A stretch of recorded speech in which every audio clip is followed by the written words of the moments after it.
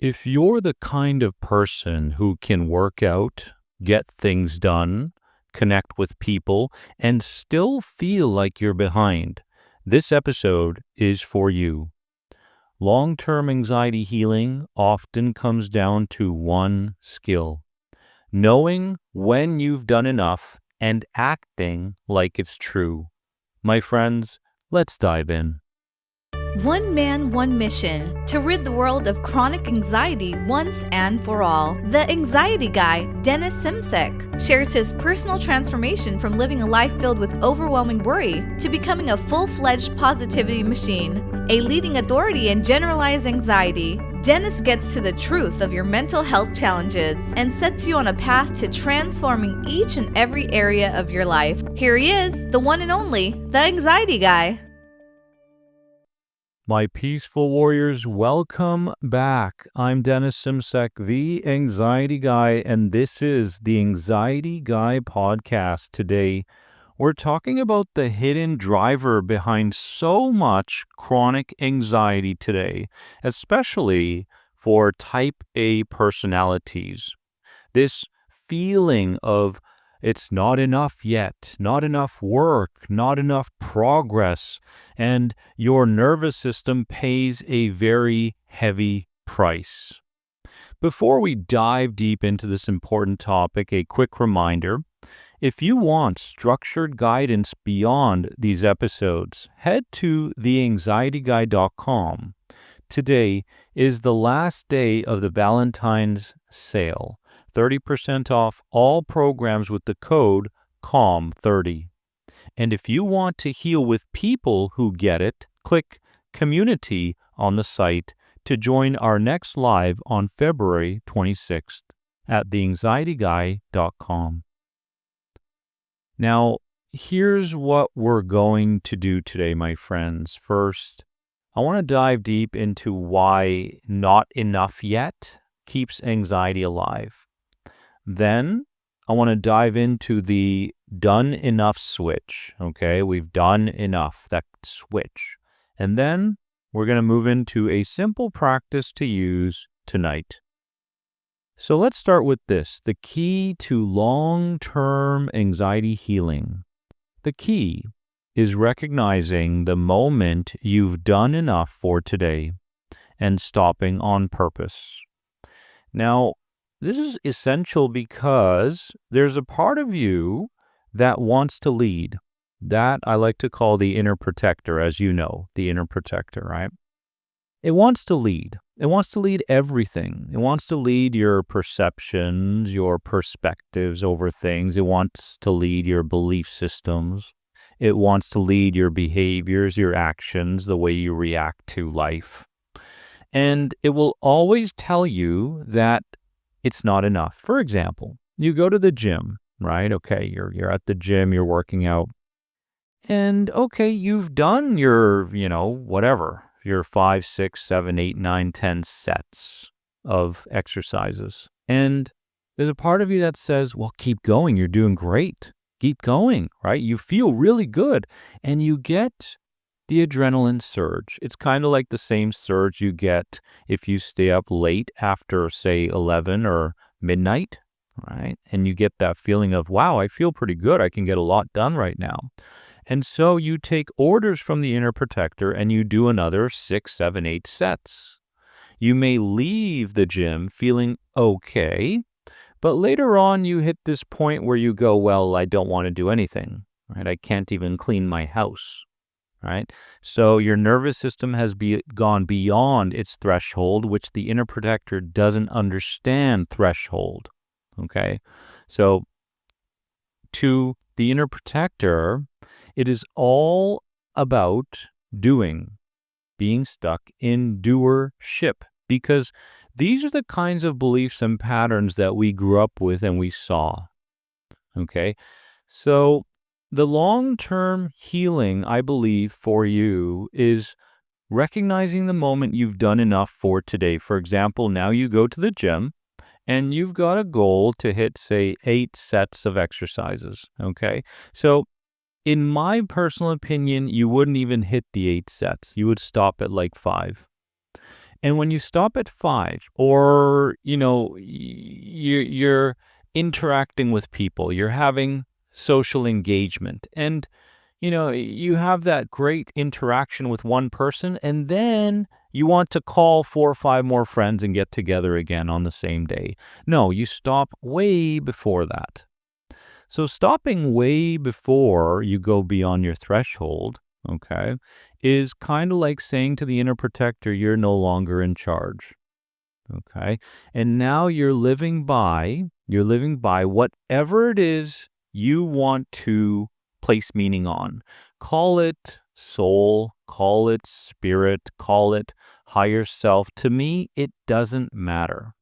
But this other part of you is the part of you that is balanced and loves rhythm. It doesn't like fluctuations. When you live from this part of rhythm, right, you're enjoying your conversations, you're enjoying your walk, you're enjoying your tea. You're not going, oh my God, did I have enough tea? Maybe if I have 4 cups of tea, I'll get even more benefit and I'll get rid of all this anxiety. No, that again is the inner protector. Can you see now, through your own experiences, how the inner protector has in fact been taking the wheel and leading you? Okay, so now we're stepping away from that leadership. We're saying, we acknowledge you. Okay, thank you for being there. Okay, but now I'm allowing a different part of me to lead me instead. And this is very foreign. It feels very uncertain, very unfamiliar, right? However, it is the key to your long-term healing. So let's move on to the next thing I want to talk about here, along the lines of this topic. Not enough yet is the feeling that drives overdoing, overthinking, and overchecking, and it keeps the nervous system in, and you should know this term very well, survival mode. Okay. So I'm not doing enough yet. That can show up, as I've mentioned, in any way. In any way. I'm not paying close enough attention to my symptoms. That's why they're still there. I'm not doing enough for myself in terms of routine. Now I need a 20-point routine in the morning. Then maybe I'll feel satisfied and I will heal. Can you see how this creeps in? A type A doer energy is often built from old beliefs around worth, okay, safety, and control. It basically says, do more, which equals be safe or be enough. Can you see that connection happening in your life? If I do more, okay, then I'll be safe. Then I'll be enough. And many times, this formula that the inner protector has put forward for us, we don't really recognize. We get into the habit of doership so much that it becomes an identity. And interestingly enough, the rhythms that you go through throughout the day become your patterns.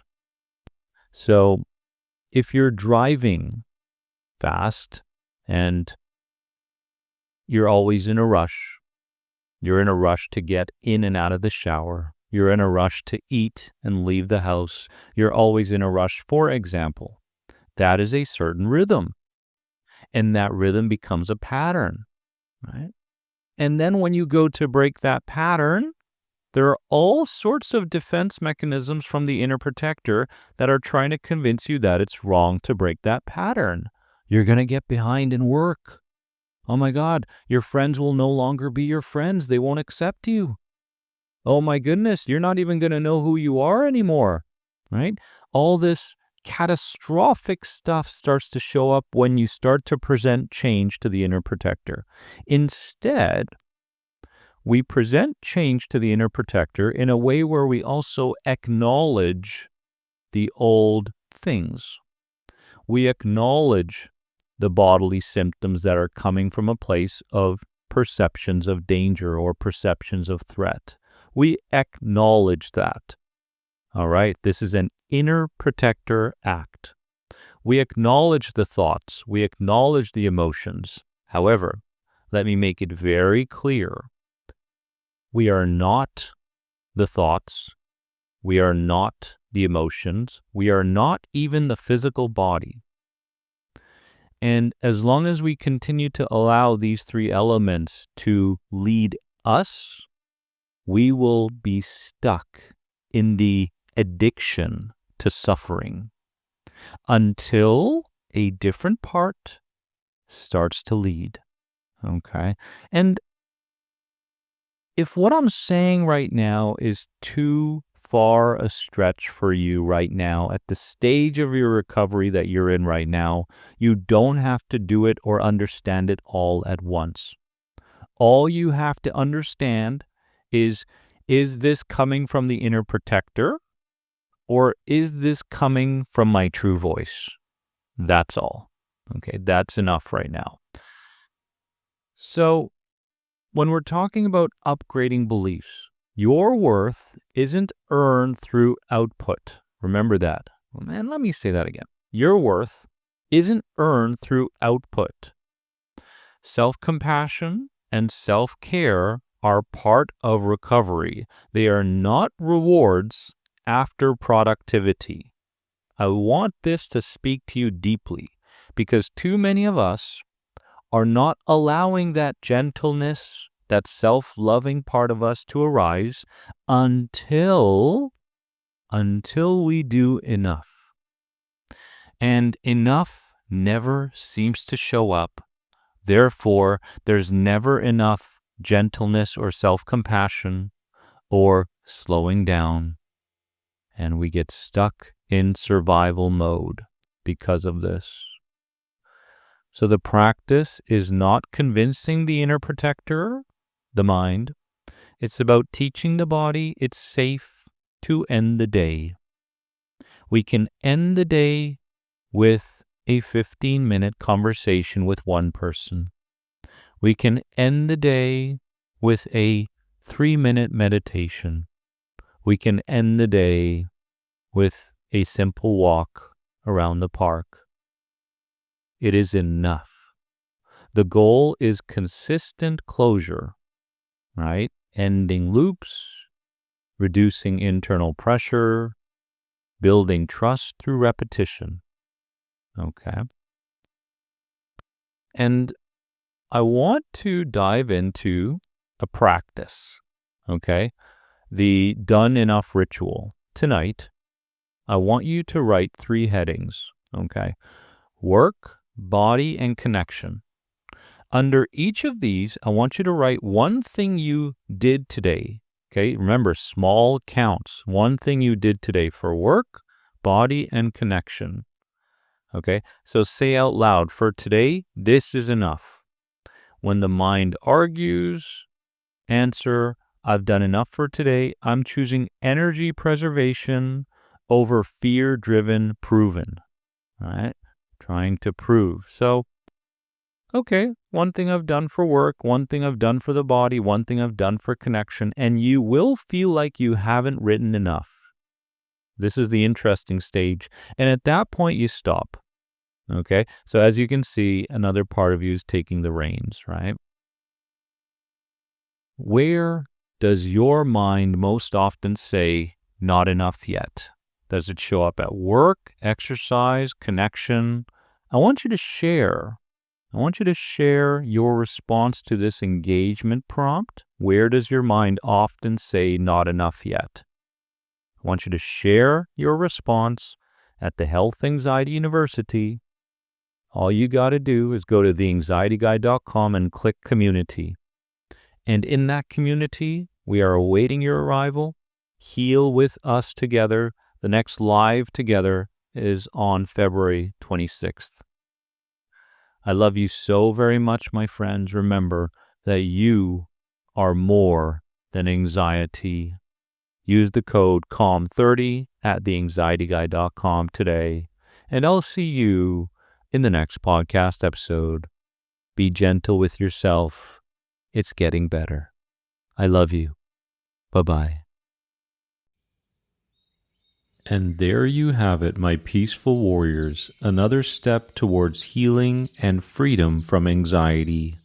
I hope today's episode gave you the tools and clarity you need to move forward with confidence. Remember, you are not alone in this journey. Every step you take brings you closer to a calmer, more peaceful life. If you're ready to dive deeper into your recovery, head over to theanxietyguy.com and explore our resources designed to help you break free from anxiety for good. And don't forget, if you enjoyed this episode, please share it with someone who might benefit, or leave a review to help us spread the message of hope. Take care of yourself, and remember, true healing begins with understanding and compassion. You've got this, my friend. Until next time, this is Dennis Simsek, signing off from the Anxiety Guy podcast.